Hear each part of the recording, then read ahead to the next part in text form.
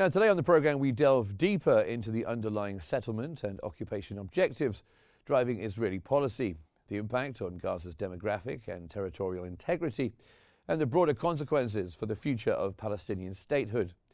We will also examine international reactions, including the United Nations condemnation and calls to end the occupation, shedding light on the geopolitical and humanitarian dimensions of this crisis. We are joined today by Dr. Amany Soliman, who is the director of the Mediterranean Studies Institute at Alexandria University, and from Cairo, Samir Abahra, who's a political, our last guest from Cairo, but from Jenin, where we are joined by Samir Abahra, who is a political analyst. So thank you very much, both of you, for being here on the program. Dr. Soliman, let me come to you first. From a political perspective, what do you believe are the primary drivers behind Israel's push for this buffer security zone? Thanks for having me. The announced is that Israel is trying to put pressure on Hamas to bring back the detainees and also to secure what it has acquired by violence in Gaza. But the real deal, I think, is to stop any kind of possibility of a free Gaza or a two-state solution after the war stops. Look at what they have been doing in the West Bank for decades now. It's the same fragmentation and putting the land into zones that when you think of establishing a Palestinian state, perhaps in 10, 20, or even 30 years, you cannot do anything, just cantoned, separated from one another, unable to be connected, unable to be governed by one authority. I think Israel is not just securing what it has done in Gaza, but it's also securing the future to prohibit any kind of a possibility to establish a Palestinian state. And Mr. Abahra, coming to you, do you think this security zone is a pretext for a permanent annexation and settlement expansion, just under the guise of security? Good afternoon to you and to the honorable guest. Yes, I think this is the second phase of the war waged by the IDF on Gaza, and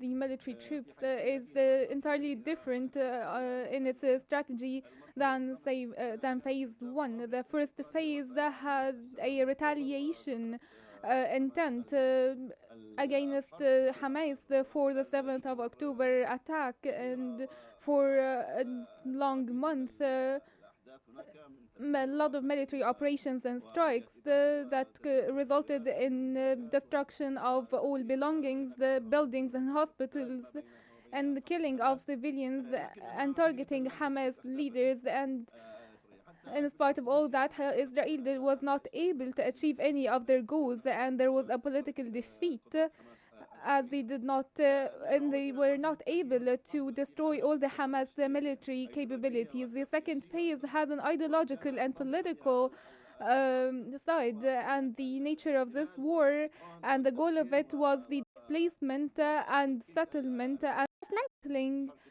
the Hamas movement and isolating the Palestinian cities from one another. We have seen the city of Rafah and Khan Yunis being entirely isolated from central Gaza and establishing buffer zones. The buffer zones on the entire northern borders, and these now are uninhabitable areas. The goal here was for Israel, the announced goal is preserving national security, but it's really about besieging the population and forcing them to leave. The goal here is to destroy the Palestinian identity, the national Palestinian identity. It is the real goal of this war, to isolate all the Palestinian cities so that Israel is able to take control over the entire Gaza Strip and to displace the population, whether forcibly or voluntarily. With these findings were led to the establishment of the Palestinian state and the connection between Gaza and the West Bank. The goal all along was to cut any connection between the Gaza Strip and the West Bank, and not the establishment of a Palestinian state meant all of these isolated areas would be impossible.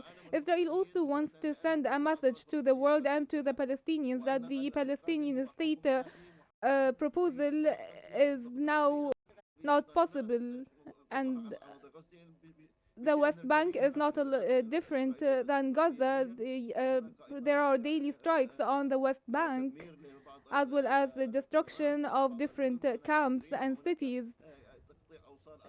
They are cutting connections between different cities in the West Bank as well. And there are buffer zones are being established, hindering the movement of Palestinians. And we can say that the West Bank is also military occupied. Israel is doing all this to cut any possibilities for the establishment of a Palestinian state. And Dr. Soliman, are there potential regional implications from this plan by Israel? What are the neighboring countries having to say about this? Well, Rafah was the only gate to the Palestinians before the war and during the war. The movement of the Palestinian individuals from Gaza to the outer world was through the Rafah crossing to Egypt. And even if some say that most of the humanitarian aid would, if allowed, would cross Karm Abu Salim, but still Rafah is very crucial. It was the only way the Palestinians could be connected with the outer world through Egypt.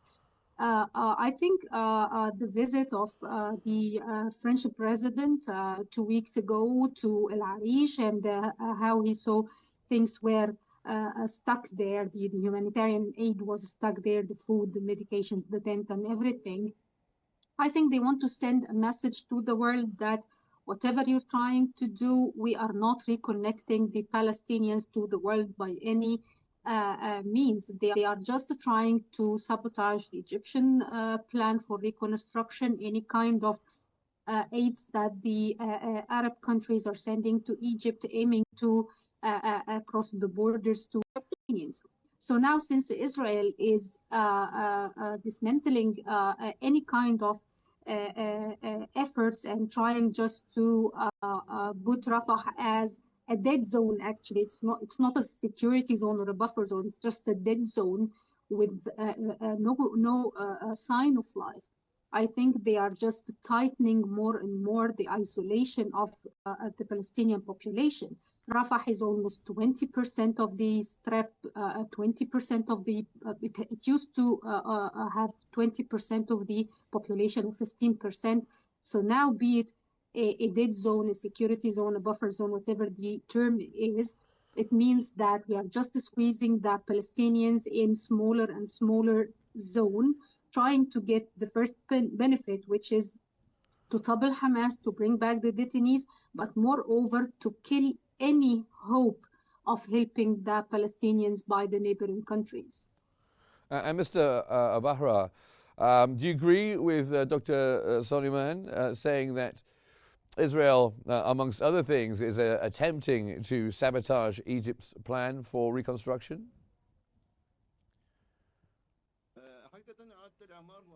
In fact, the reconstruction needs a ceasefire and predetermined agreements, and the war needs to end. And in fact, the Gaza crisis now is an international crisis, threatening the world, international peace and security and stability. And last week, the negotiations are not announced yet. There are no responses from Hamas or Israel regarding the negotiations, and it's now unknown anything.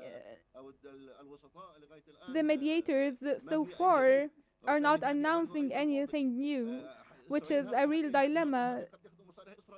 This serves the Israeli interests. There are no responses from Hamas regarding the exchange of detainees, which is really serving Israeli interests. Continuing military operations on the West Bank and on Gaza. Gaza wants to take control of Gaza, and there are no solutions offered by anyone. The second point, it is now an international crisis, and we have seen France carrying out a very important role, whether on the European level or the international level. Now, Europe is aware that the Palestinian cause needs an immediate settlement. And we have seen Macron, when he visited Al Arish city, he pointed out a few details, and he indicated that there must be an immediate solution to the crisis taking place in the region. And therefore, we see that Macron stated that France is considering acknowledging the Palestinian state soon, which will open horizons for a solution soon. The Palestinian cause is now witnessing more momentum and is dire need for an immediate intervention on an international level. Otherwise, Israel will permanently kill the Palestinian cause for good. And Dr. Soliman, do you think that this plan, the so-called security buffer zone, as you call a dead zone, is sustainable in the long term, especially when you consider potential for ongoing resistance and, as Mr. Abahra was alluding to, some international pressure? Well, at least Israel is planning to. We have seen Israel Katz, the defense minister, saying that even if ceasefire took place, even if the war ended, Israel is not giving up on the corridors or the security zones it has established in Gaza. And we have seen reports saying that the Israeli government was thinking about the same arrangement with even more corridors since Ariel Sharon, since 2004, 2005, before the disengagement plan took place in 2005. So it's not a new vision. And being settled in the Israeli mind for this long time, being implemented now with the declarations of what the statements of what the Israeli minister said today, we can tell that it's a plan to be sustained. At least this is the Israeli plan.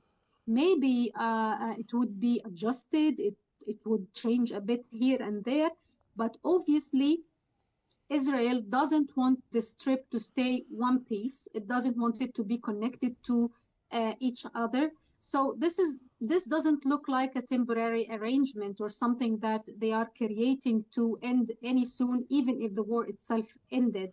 They are making it as a future arrangement that will help them take control of the strip, monitoring what's happening there, even if Hamas maybe will not be in control anymore. They can still control the strip. There are other 14 or 15 armed factions in the strip. So they are there putting future plan, and I think they will do their best to sustain it, even with few adjustments. But I think Israel is making arrangements for the future, not just something for the current situation.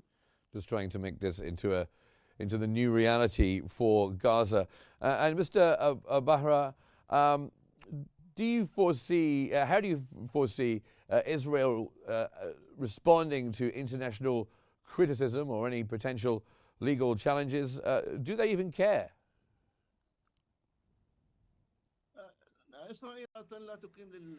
Usually Israel is not very considerate of the international law or international norms.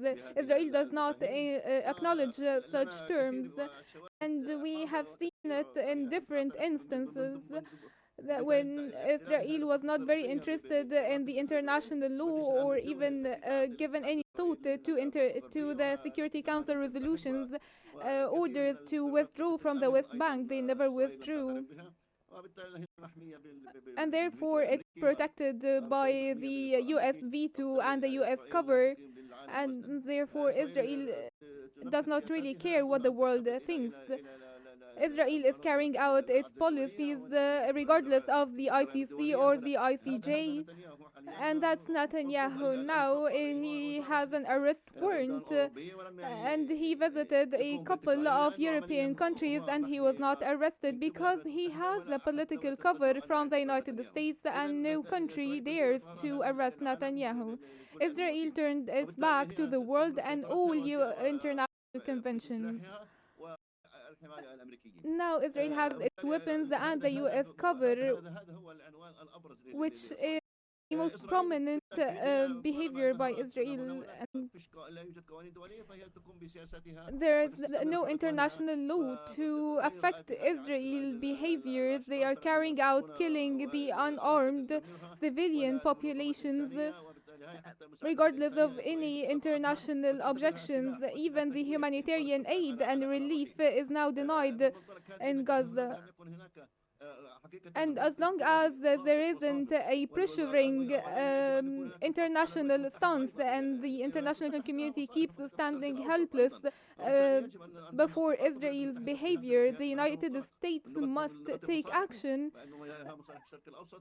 and speak the language of common interests. The interests of the United States and the Middle East must be protected by stability, and stability will not happen except with the establishment of a Palestinian state. This is fully realized by the United States and Israel as well. The United States knows that there will no peace except with the Palestinian independent state. This was stated in the Oslo Accord and in the Madrid Accord. The change came later on with Netanyahu assuming office. He violated the Oslo Accord and all the agreements between the PLO and Israel. He ignored all of that, and no one was able to practice any pressure on him, even the United States, which was in complete harmony with the Netanyahu policies. The Gaza problem now is a natural result of the Netanyahu policies, and that's why we see the current crisis with no future or apparent solution, with immediate need for an international intervention. And what about you, Dr. Soliman? How do you see the role for the international community, especially when it comes to the United States and perhaps the European Union? Is there a difference between the United States and the European Union, or in the end, are they both fully behind whatever Israel decides to do?